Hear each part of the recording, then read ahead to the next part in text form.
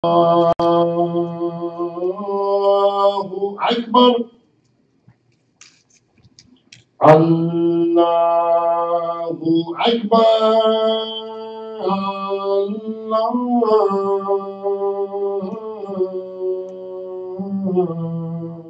الله أكبر.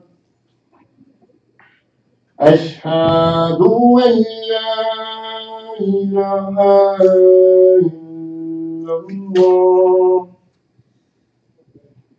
أشهد أن لا إله إلا الله.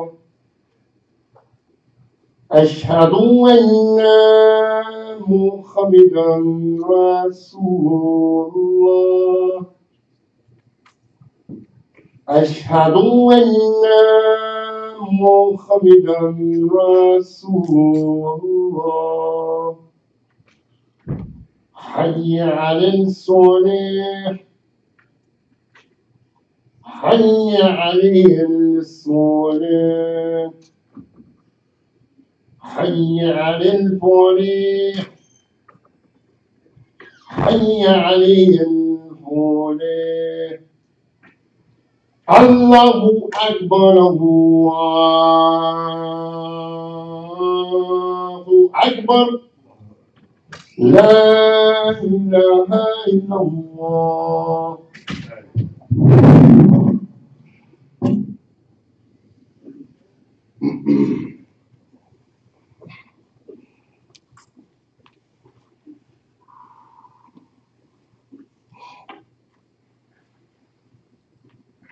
أعوذ بالله من الشيطان الرجيم. بسم الله الرحمن الرحيم. الحمد لله رب العالمين. نستعينه ونستغفره ونؤمن به عز وجل، وأشهد أن لا إله إلا الله وحده لا شريك له، وأشهد أن محمدا عبده ورسوله صلى الله عليه وسلم وعلى آله وصحبه أجمعين. أما بعد أيها المسلمون. With Allah's name, the merciful benefactor, the merciful redeemer, praise be to Allah, the guardian, evolver, cherisher, sustainer of all the worlds. Praise be to Allah, the guardian, evolver, cherisher, sustainer of all the systems of knowledge. And we praise Allah over and over again. We seek Allah's aid. We pray for His forgiveness. We put our complete and total trust in Allah, highly glorified as Allah above all things. We openly bear witness that there is nothing that deserves worship except Allah, who is one and alone. He has no partner. He has no associate. Allah is totally independent of everything. But everything and everyone depends upon Allah for its existence. We also bear witness that Prophet Muhammad sallallahu alaihi wasallam, to whom the Quran was revealed, and the most excellent human being, is the seal of the prophets, a guide to all of humanity for all times. Peace be upon Prophet Muhammad, upon his companions, upon his descendants, and peace be on us. I greet you all with the greetings of peace of Assalamu alaikum. And again, we're always so grateful to Allah that He has blessed us to be part of this Ummah, the Ummah of Muhammad. And we are thankful that Allah has blessed us to be in association with each and every one of you. We are also thankful to Allah that He has made us Muslim and that He has given us the Quran, the most perfect book. It has never been tampered with, never will be tampered with, because Allah has taken upon Himself to see that the Quran is protected. He is the Hafiz of the Quran. He is the protector of the Quran. And we are thankful that Allah has blessed us with the most excellent human being in Prophet Muhammad sallallahu alaihi wasallam, the most excellent human being, the best example, as Allah describes him in the Quran as uswatun hasana, the most excellent example, the best example. We are thankful that He has blessed us with Prophet Muhammad, who was a mortal human being just like us. He's excellent. He stayed true to his nature. Even before he received the revelation of the Quran, he was always obedient to Almighty God. He was always true to his nature. He never worshiped idols.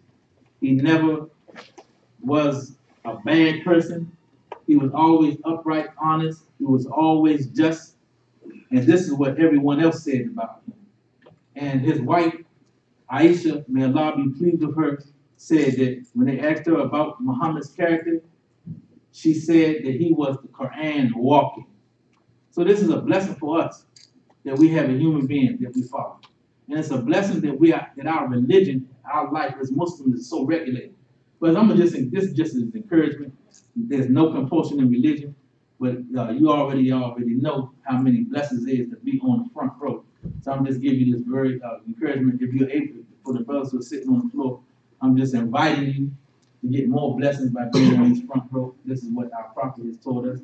And all of you have made it here on time. You get many, many blessings for being here on time and being attentive to the Imam when he's giving the Khutbah. All of these are things of blessed. So there's nothing that we take lightly. So all this, so inshallah, brothers, y'all can move forward. So everybody else to come in behind you, they'll be in order. So everything in our religion has meaning. And we have as Muslims, we have so many opportunities. We live the most regulated life. That we pray 5 times a day. We fast at least 30 days out of the 29 to 30 days out of every year. Our life is regulated, and this regulation is good. It's a good thing because really, when you think about it, our religion doesn't allow for much guesswork. It regulates us. Our life is regulated, just like the whole creation is regulated. But when you think about our life as Muslims, you think, look how Allah has regulated. We got 5 prayers every day we have to make. And before the prayer, we have to prepare for the prayer. We have to wash up. We have to make wudu. Everything we do, and everything we encourage to say, before everything we do, we say Bismillah. All that's regulation. But the regulation, it makes for a very excellent lifestyle. And really, it makes for a very easy lifestyle. I was talking to one of my sons today, and we were just talking about how blessed it is to be a Muslim. That basically all the answers, there's no guesswork. All the answers the answer for us. You don't have to guess about it. And really, he was saying that the light, that Ramadan was coming up, and we are thankful to Allah that He has blessed us to see another. Inshallah, we'll see another Ramadan. We don't know what's going to happen between right now and later on this month when Ramadan, the first day of Ramadan occurs. But we are blessed to have so many Ramadan. Many of the believers in the community, they've seen since maybe 1975 or before, they've seen over 40 Ramadans. 40 Ramadan. I came to the community in 1979, so this will be my 40th Ramadan. 39 or 40. And that's amazing because you get to see the Ramadan go all the way around. So our life is regulated. And really, when you follow the rules and you follow the regulations, the life just gets easier and easier because your body calls for Ramadan. And it seemed like this year Ramadan would arrive just in time for the hot season of summer. So it's a blessing. So this life that Allah has given us as Muslims, this beautiful life, this life that we get because of the regulations, Allah blesses us to live this life. And inshallah, if Allah blesses us to get to the good part of the year after living this life, we'll say, didn't I have something like this before? But that comes from the regulation that Allah has allowed us to live. The life is regulated. And I want to read just something. When I was making some notes, I was thinking about the garden.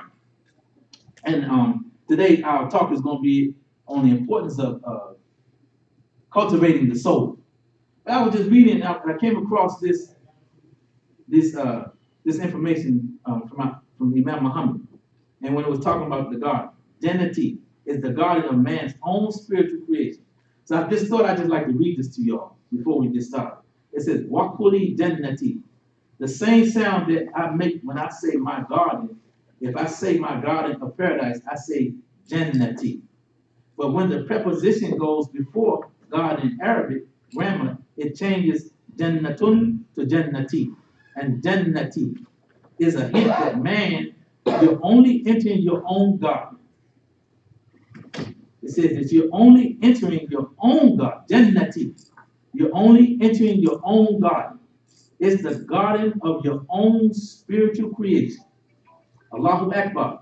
We have been blessed, and not just in Ramadan, we have been blessed all along the road of our trials and tribulations, our hits and our misses. But the road of our good intention, we have been blessed. So I conclude with that I ask God to make us strong in faith, to make us determined to live this religion.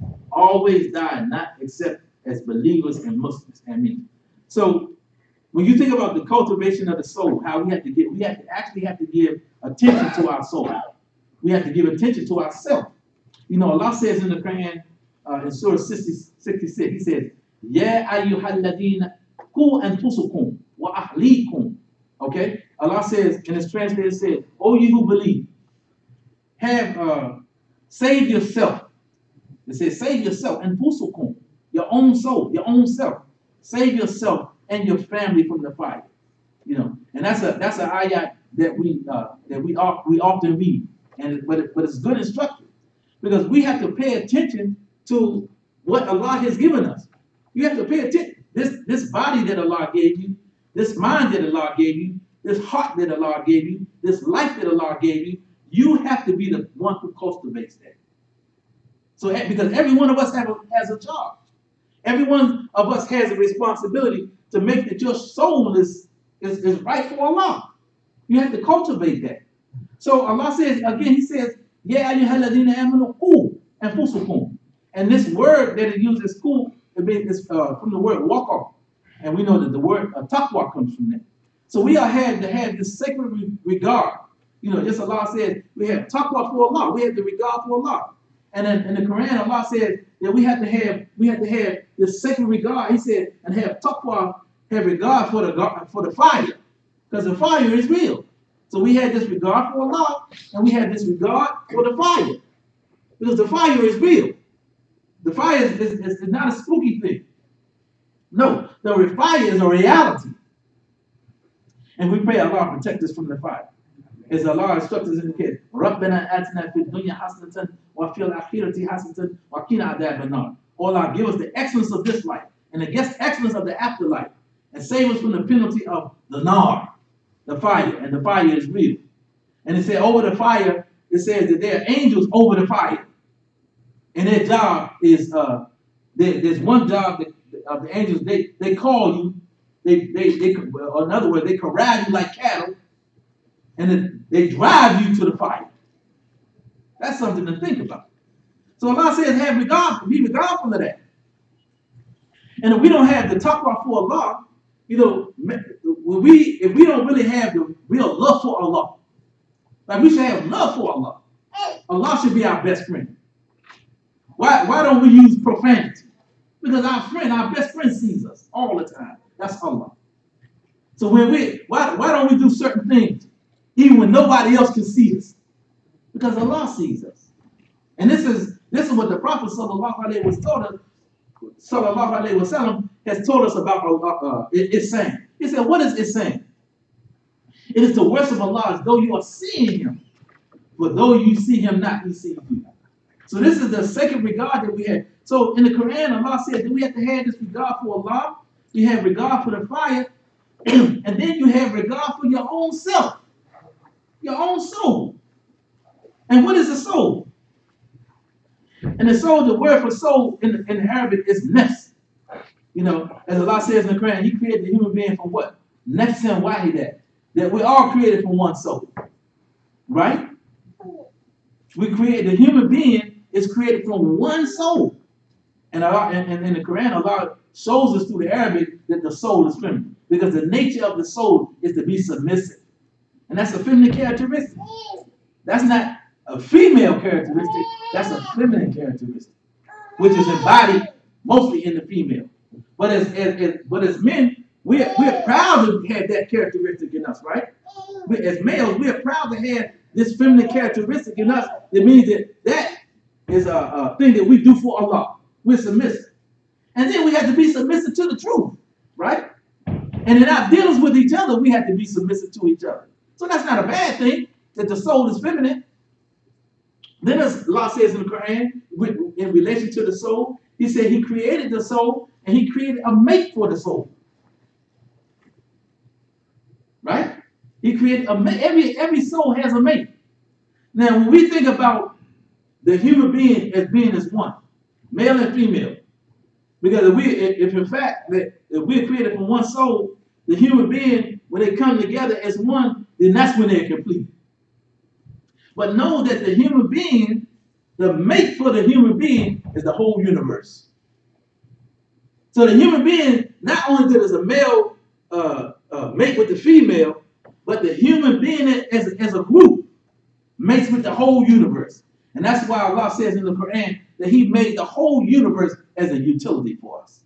The whole of the heavens and the earth. All that's out there is supposed to be to our use. And just think that we haven't even got the whole full uses of what's right here on earth. We haven't got the full usage of what's right inside our own body. But Allah said, now, doesn't that cause us to think real big? If he says that the whole of the heavens and the earth is a utility for the human being. So, shouldn't we try to claim that? In our mind, we should try to say that I don't have all this coming to me. Not yet. If the whole of the heavens and the earth is made to be a utility for me, I don't have all of what's coming to me. So that tells us that we have great possibilities, right? And that's why as Muslims, we never give up. Put into the creation, of what Allah has put into the universe, of what Allah has put into the sky and to the earth and to the rivers that flow beneath the earth. And that makes me reflect.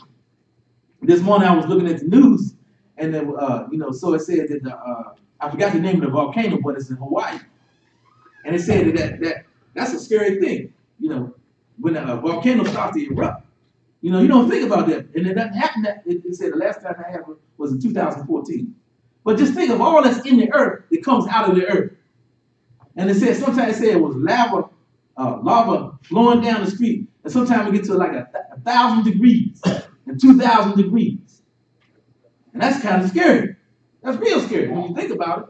But all this stuff is coming out of the earth. But Allah says, but inside the earth, that there's something as a benefit to the human being. That's really something to think about. So we pray Allah that not too many people will lose their lives and their property, but that's just a reality of what happens. But inside the earth, there are things that are benefit to the human being. So in order for us to get the full benefit of what Allah has put in the creation for the human being, we have to cultivate the human beings. So the word nefs, it comes from the word nefesa. And I'm going to just read this out of this dictionary that I had, this Quranic Arabic dictionary. It says to be precious. And request, console, cheer, nefsun, the soul, the person, the self, the spirit, the mind, the inner desire of the feelings.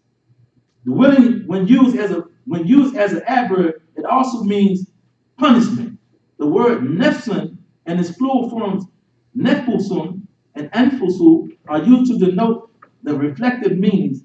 So it says that these words, this is to denote that the human being is reflective. It also means the vital, the principle, the blood, the spirit, the person, the individual, the intention, the desire, pride, scorn, the stomach, the essence, constituent of the affair, the very thing, the thing itself, the reality behind the heart, the life, the spirit, the body, contention, thought, carnal life, sensual appetite. So you see that, and it goes on for like 2 more paragraphs, talking about the definition of the soul. So that lets us know that the soul needs attention. And the soul is the real soul, that's the real you. You can't look at a person and say, oh yeah, he's 5'4", 180 pounds, mostly fat or mostly muscle, or he's 6'5", he's 280 pounds. That's not the real person. You can't look at a sister and say, oh, she's 5'8", she weighs approximately 125 pounds. That's just, and she has on a black scarf, or she has on a white scarf, or that's not the real person. You can't see the real person. Because a real person, the soul, is much bigger than that. Each and every one of us, if we were to write down the story of each and every one of us, our whole life is a book. That's the real you. And just think of it. We look around the room. Look at how many books we got just in this room. Every person's life, even the little children, they have a book. Every person's life is a book. Each and every one of you all is a whole separate book. Now just think about all the human beings on the earth, all the human beings in the world, all the human beings that have ever lived. That's every human being has their own book. And then Allah tells us in the Quran, He said, on the day of judgment, your book will be tied to you. Because you have a book. You have a book. Every human being, even twins have a different life.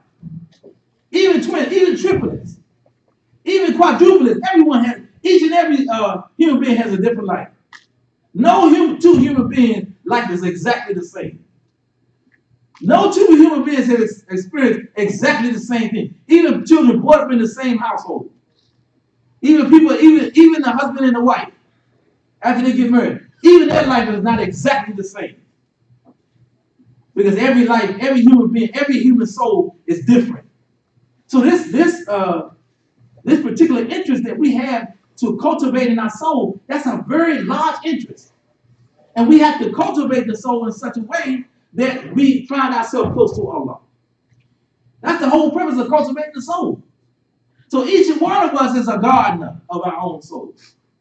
Each one of us is a gardener of our own gardener, is a cultivator of our own garden, our own souls. We have to cultivate our own soul. We have to be responsible that we take our life, our own soul is so precious that we try to cultivate that for the pleasure of Almighty God. So we don't look to impress anybody but Allah. Because Allah is the one who sees us when we all by ourselves. Allah is the one who knows your intention when you do good or when you do bad. Allah is the one who knows that. Allah knows when you give in charity. Allah is the one who knows when you fast. Allah is the one who knows if you have a valid reason to break your fast. Allah is the one who knows that. So this relationship that we have with Almighty God, it comes about as a result of us trying to be close to Allah by cultivating our soul, by rising up to what Allah has called us to, the excellence that Allah has called us to. And this is what we find so beautiful about Prophet Muhammad sallallahu alaihi wasallam, because he stayed true to his nature, and it was good because he was just an ordinary. He's a mercy to all of the worlds. And just think about how many worlds there is. The Prophet Muhammad is a mercy to that. He says it's rahmatan lil alamin. And this is why we follow Prophet Muhammad as a female. As you live your life as a female, you should try to be following Prophet Muhammad. Because Prophet Muhammad, he's more than just a male figure. He's more than just an Arab. He really, when we really think about it, he's more than a prophet. He's all the goodness combined into a human being. And he represents the elevation. He represents the evolvement of the human being in its most excellent form. That's what Prophet Muhammad represents. So when we think about Prophet Muhammad, we don't think about him just as a physical entity. We don't think about him just as a spiritual entity. We don't think about him just as an Arab. We don't think about him just as a husband. We don't think about him just as an uncle or just as a son. We don't think about him in those. We think about him in the complete, excellent life that Allah intends for the human being. That's how we think about Prophet Muhammad. The prayers and the peace be upon him. But it takes work. It takes cultivation to get to the level of trying to have the excellence in our life that Prophet Muhammad had. But Allah reminds us in the Quran. He said, tell them, Muhammad, tell them that you are more than human beings just like them. That this excellence is not outside the reach of each and every one of us, that we can attain that excellence. So we don't just follow his sunnah blindly, because the sunnah of Muhammad is not just wearing the beard. The sunnah of Muhammad is not just wearing a thobe. That's just part of the sunnah. The sunnah of Muhammad is not just eating with your right hand. Even though Prophet Muhammad, he ate with his right hand, he prepared to eat with our right hand. But suppose you don't have a right hand. So the sunnah of Muhammad is not just stepping into the masjid with Bismillah. The sunnah of Muhammad is more than that. The real sunnah of Muhammad is embodying the uswa of Muhammad. That's the real Sunnah of Muhammad. And that's why you have people who call themselves Muslims, or people who call themselves Christians, or people who call themselves Jews, that they are very bookish. They try to stick to formalities in religion. So you have Muslims like that, who they'll stick to you on every formality. Oh, brother, you have to sit this way. You have to drink this way. You have to do this with this hand. Those are formalities. But the real Muhammad is what he embodied, the excellent life. That's the real Muhammad. And that's why the Prophet Muhammad sallallahu alaihi wasallam, he said you won't have faith until you love. Right? You won't get You won't get to paradise until you have faith. But you won't have faith until you what? Practice loving one another. So it said, and then he said, the prophet, he said, none of you is truly a believer until you love for your brother what you love for yourself. Now that's deep. That's a very high social interaction. Where I love for myself, I love for my brother, or I love for my sister. That's a very high social interaction there. And it calls you to be a real person. Because you can do all the formalities, but you only have to be a real person. You're not even a real brother. You see a president that they try to do every single thing, because they want to follow the formalities. But you walk by them, they won't even give you the greets. They won't even give you salams. They won't even give you you can't even borrow $1 from them. Say, oh, brother, sometimes you might have to borrow some money from somebody, but I need $100 extra to pay my rent. Oh, but I don't carry cash. I had a brother tell me that one time. He said, but I don't carry cash. But can you take that card that's in your pocket and go to an ATM and give me $20 that I need? I need to put some food on for my family? No. So the real essence of the soul is expressed in how we relate to one another. And that's a big thing. And that's why the Muslims, we love each other for the sake of Allah. We love each other for the sake of Allah. We try to be a certain way for the sake of Allah. And I was thinking, and it really made me laugh one time. And I think I shared this with you all before. I was doing some reading one day, and it was talking about how the brothers came together, and it was a meal. And it was only a little bit. It was only a little bit of the meal.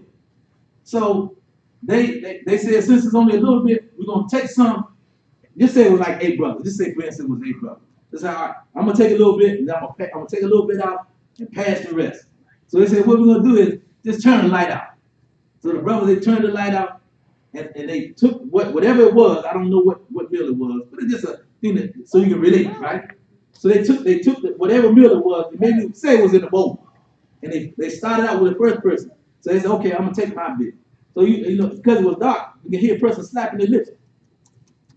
So they passed it to another brother. He was slapping it and making it sound like he was eating. They passed it all the way around, and turned the light back on. Got back right around to the person that started with. It was a full bowl. Because nobody wanted to take any out of it. They wanted to give it to us. But that's how we have to be. We have to have that consideration. That I don't want to deprive my brother. And then the Prophet Muhammad, isn't he the one who said that he thought if he went to sleep and he thought his neighbor was in need, that he couldn't even go to sleep? Now, how many of us are like that? Hopefully, inshallah, this is the whole room. That would be wonderful. But we know the reality. We know that that's a point that we have to get to. But unless we develop this real love for the Muslim, and then the real love for everybody, because we don't want to just be one who just loves the Muslims. If the Prophet Muhammad sallallahu alaihi wasallam is he's a rahmah to the alameen, and Allah tells us in the Quran, this is what Allah said. He said that the Prophet, he is a witness for us, right? He is the one that we follow. We can bear witness to his character. And his character over the years has survived because of what they want to say about him. But Allah says in the Quran, he says Allah and his angels send blessings on Muhammad. And that's why we say sallallahu alayhi wa sallam.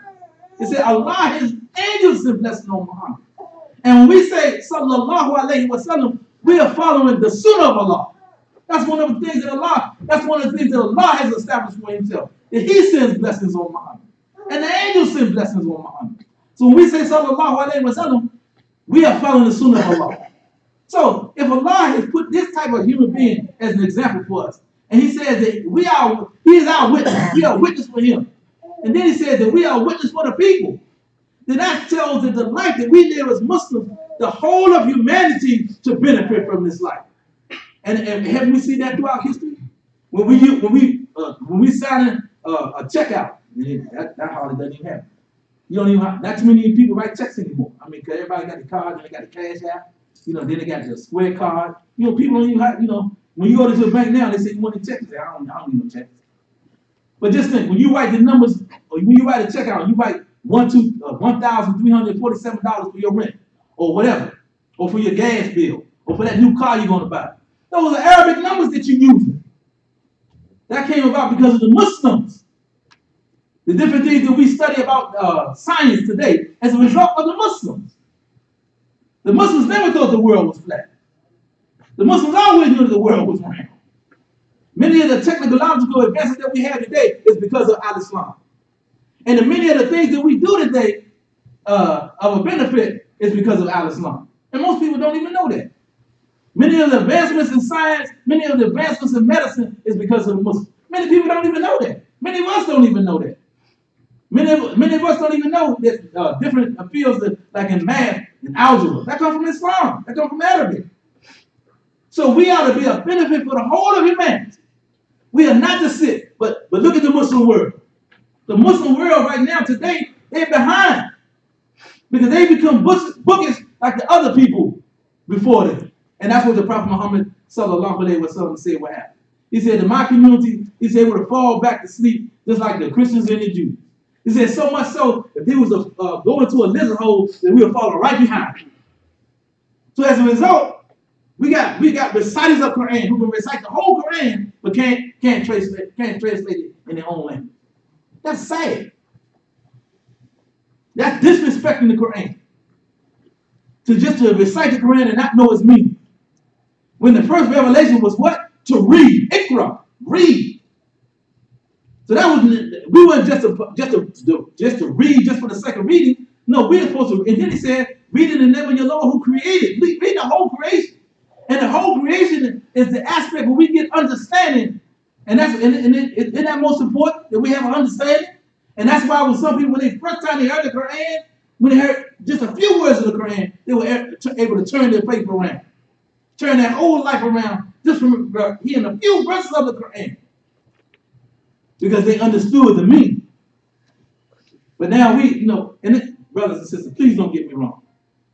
The excellent reciters that we have throughout the Muslim world, alhamdulillah. Because there's no other book that has been cherished like the Quran.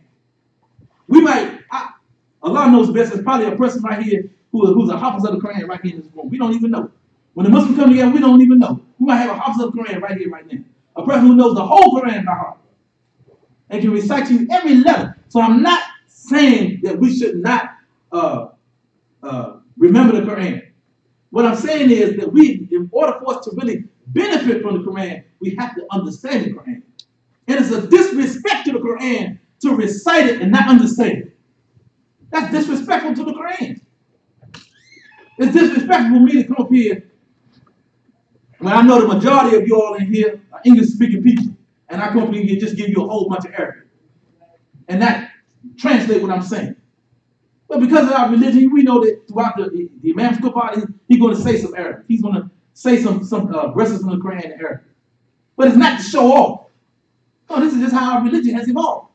But it's disrespectful to the Quran to just recite it and not know its meaning. For me to stand over here, beautiful verses, just long, and he said, what did he say? I don't know what he said. You know what he said? Or even to go even a step further, come and ask me, man, what did you just say? Well, I don't know. It's in the Quran, but I can't give you the meaning. That would be a great disrespect to you and a great disrespect to my own self if I did that. So it's not just enough to know the Quran as a formality. It's not just enough to know that Prophet Muhammad did this and did that. But it's a logic to why the Quran was revealed. The Quran has a logic. And the life of Muhammad has a logic. And that we are to reach the full benefit of understanding what Islam is about, what our religion is about, what the Quran is about, what the life of Prophet Muhammad is about, and what it is about to really mean. What does it mean to really cultivate your soul? And what does it really mean to get to a point in your own personal life where you fear Allah, regardless of who's around, when you're all by yourself? That's the real excellence. And that's why it's reported during the time of Prophet Muhammad that the Prophet reported said that Allah loves the person who's when he's all by himself, that he calls the adhan, calls the iqamah, and makes the prayer. When nobody else will say Allah loves that. Because there's so much emphasis on you, myself, you, everyone here. There's so much more emphasis on your personal relationship with Almighty God. And that's why we say in our prayer, we say, say me Allah who min hamidah. Who else has that benefit? Who else has? We don't have to have there's nobody between you and Allah. There's no one between you and Allah. Allah hears you. The relationship is so special, the relationship that we have with Allah, in terms of how we cultivate our soul, in terms of how we cultivate our intellect, in terms of how we cultivate our heart, in terms of how we cultivate our emotions, our whole spirit, and all that's the soul. All these things make up the soul. And as Imam Muhammad pointed out to us, he said the soul is not the body, the human body is just an anchor for the soul. That the soul is so big, it's all outside the body. That's how big, that's how important, that's how magnificent the soul is. And that's why when this dirt right here, this ain't nothing but some dirt. All this stuff right here, this is just dirt. It's gonna go back to the dirt. But when this dirt goes back to the dirt, back to where it came from, the soul is gonna go on. Hopefully in the Jannah, not in the hellfire. That shows you how big the soul is. That the soul is gonna go on. And it's so beautiful when you think about it. When you think about the soul, you meet people sometimes that you just automatically have an affinity to. You ain't never seen the person before. But as soon as y'all start talking, you find something that it just clicks. You know, it just clicks. Say, well, it's like we know each other forever. And what did the prophet say? The prophet said, when you find a person like that, he said that it probably, before Allah put the souls in bodies, that you got along before Allah put the souls in bodies. Isn't that beautiful? But that shows you how important the soul is. That shows you the potential of the soul. And that's why, as Allah says in the Quran, وَخَلَقْنَاكُمْ أَزْوَاجًا. Therefore, He created us as individuals, and He created mates for us. وَخَلَقْنَاكُمْ أَزْوَاجًا. But every human being is a mate. Every single human being. But that shows you the importance of how big the soul is. So, if Allah made Muhammad, the Prophet sallallahu alaihi wasallam, the most excellent human being, as an example of how you can achieve the highest graduation, the highest potential. That's what he represents. And each and every one of us have that same opportunity to be like Muhammad, to achieve that excellence, to stay true to our nature, and to be close to Allah, even when we're all by ourselves. Allahu Akbar.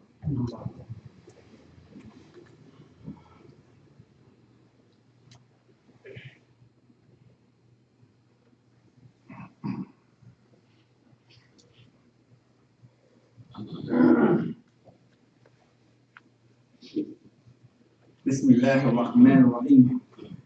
Alhamdulillahi Rabbil Alameen. Ashhadu an la ilaha illallah wahdahu la sharika lahu wa ashhadu anna Muhammadan abduhu wa rasuluh sallallahu alayhi wa sallam. Brothers and sisters, as we begin to conclude, I want to read you real brief information on and this is from a book called Sacred Matter, commentary of Imam W.D. Muhammad. And I hope y'all don't mind that I refer to Imam Muhammad, but I consider myself to be one of his students. Not the best students. I've seen some students of his, they're much better than me.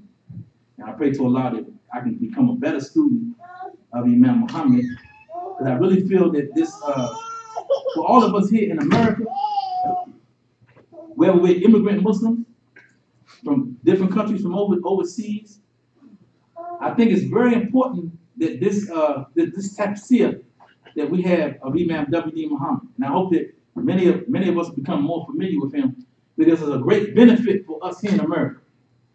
You know, different madhab has evolved throughout the history of Al-Islam based on location. You know, we have different madhab, different ways of doing things, different ways people do things. And that's only logical, based on the environment, based on the climatic conditions, based on the societal conditions that exist in a certain area of the world. It's only logical that different ways of doing things would evolve. So here in America, Islam has evolved a certain way. And there's a certain flavor that we have here in America. And I would think, I kind of like would say that I can relate to you like this so you'll understand what I'm saying. And I'm sure the sisters can relate.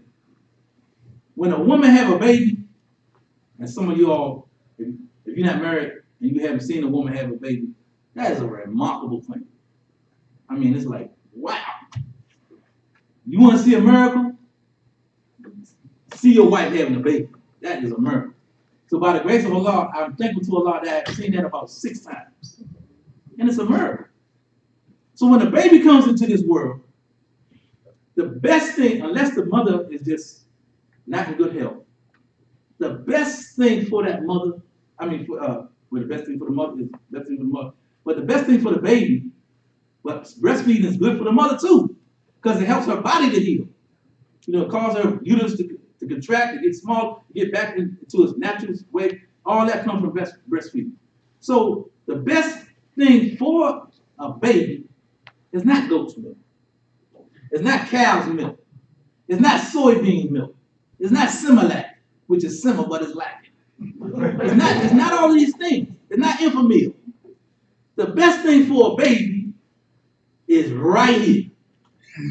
And Allah put that right there. The best thing for a baby is mother's milk. That's the best thing for a baby.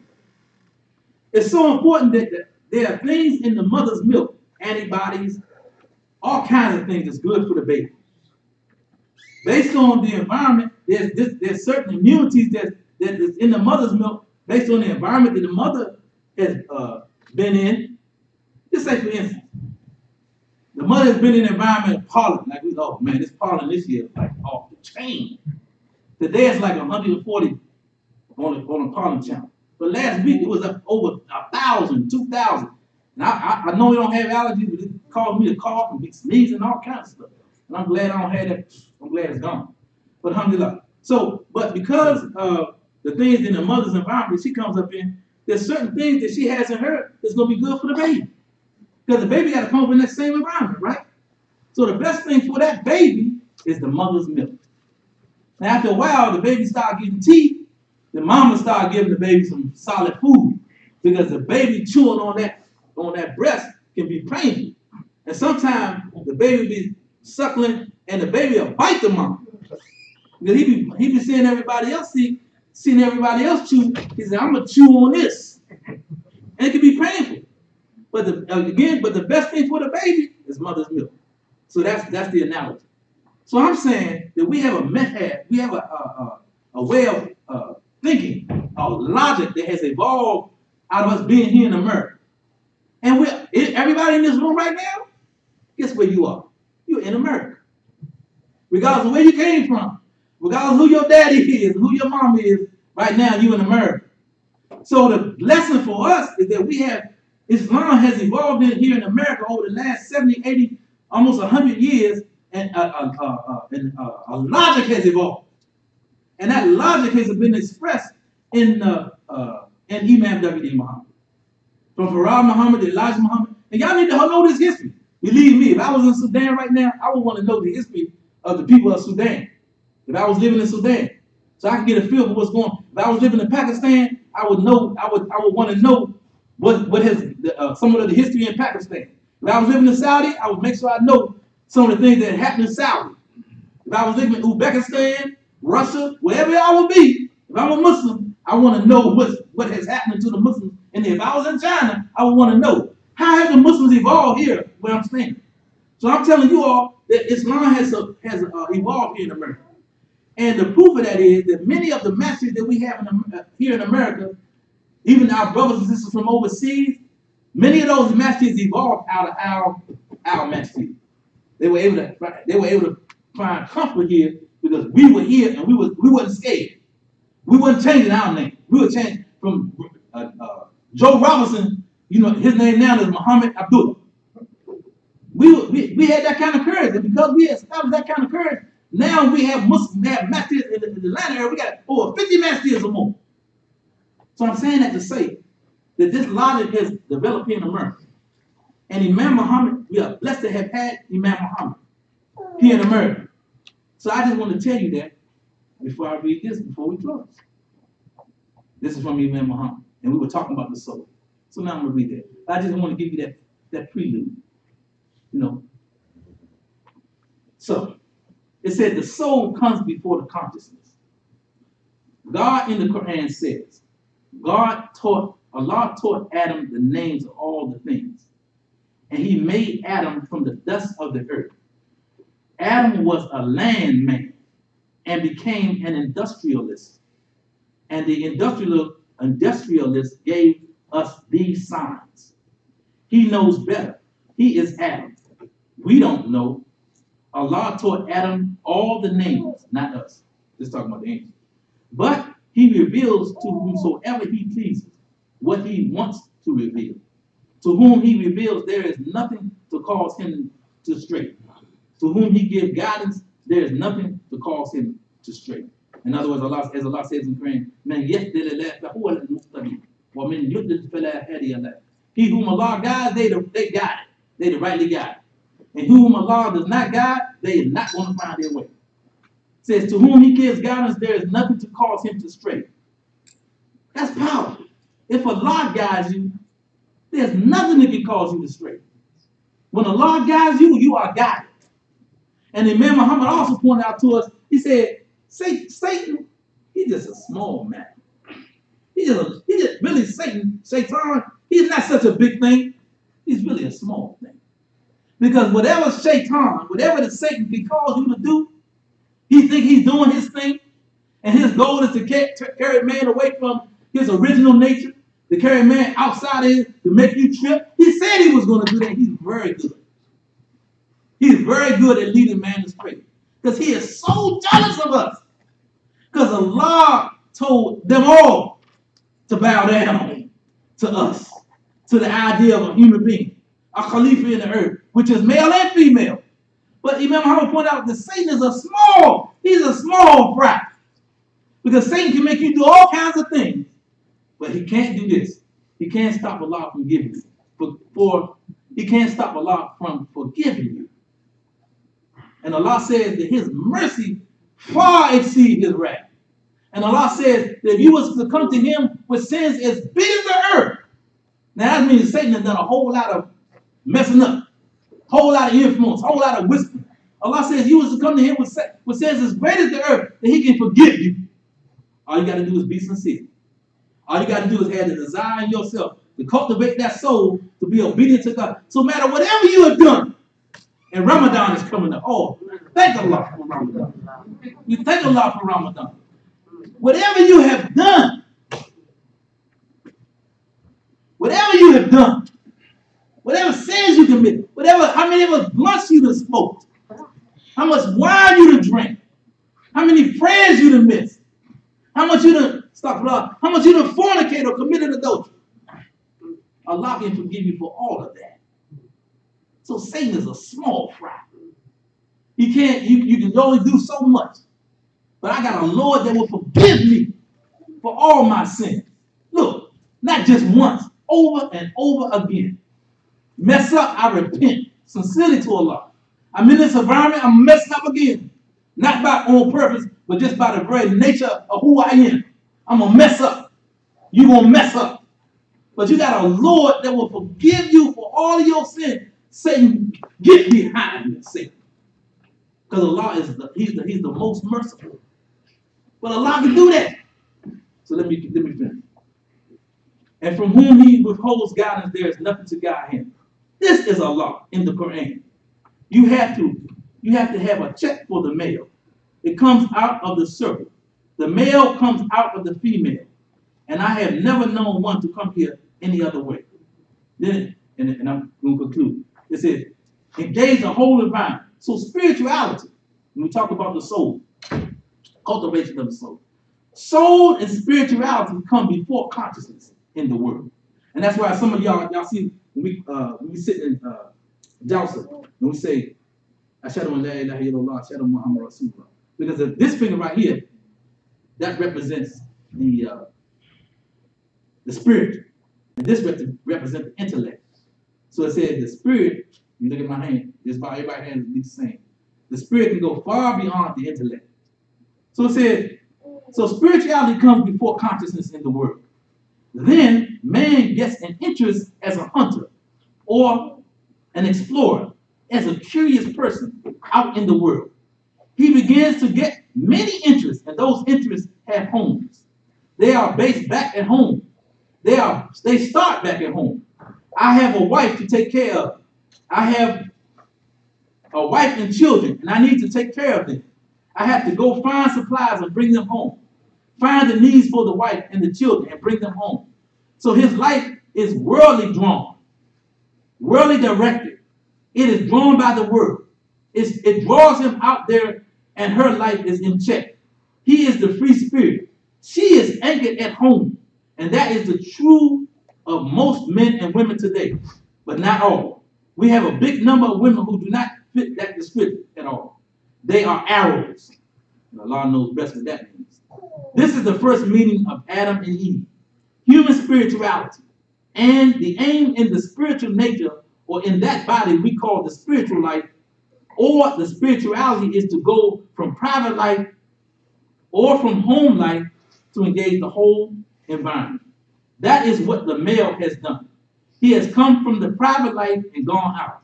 Why does he want to take his life out of the public or into the world? It is because he was forced to go out into the world himself to provide sustenance for his family. So he goes out. He goes back home to his wife so he can find comfort and tranquility in her, to find peace there in her, because he is out of her and she is out of him. So he goes back home from his worried day in the world, hunting and whatever. He had to run up against it. It was tiring and not peaceful all the time out there. You know, that's just like when sometimes you be out, you don't want to tell your wife everything that you ran into out there, because that might upset the peace. So he goes back home to his people.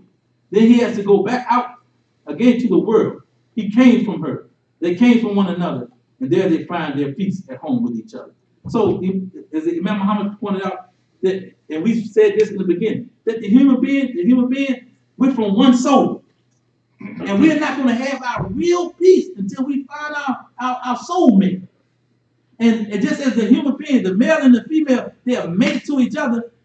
In the bigger picture, the human being is mated to the environment. The human being, all of us, male and female, we're to go to the environment. We're to marry the environment. We're to marry the creation and be productive. Not only in our spiritual life, not only in our physical life, not only in our intellectual life, but in our whole total life. Allahu Akbar. So, brothers and sisters, we're going to try something different today. Inshallah, before we make dua. Matter of fact, let's make dua first. ربنا آتنا في الدنيا حسنة وفي الآخرة حسنة وقنا عذاب النار. ربنا لا تزغ قلوبنا بعد إذ هديتنا وهب من لدنك رحمة إنك أنت الوهاب. إن صلاتي ونسكي ومحياي ومماتي لله رب العالمين. So that my service is sacrifice, my life and my death are all for Allah. Oh Allah, let not our hearts deviate after you have guided us right, to show you are the grantor of bounty without measure. Oh Allah, give us good in this life and excellence in the next life, and save us from the penalty of the pride. So we're going to read the announcement, because a lot of times people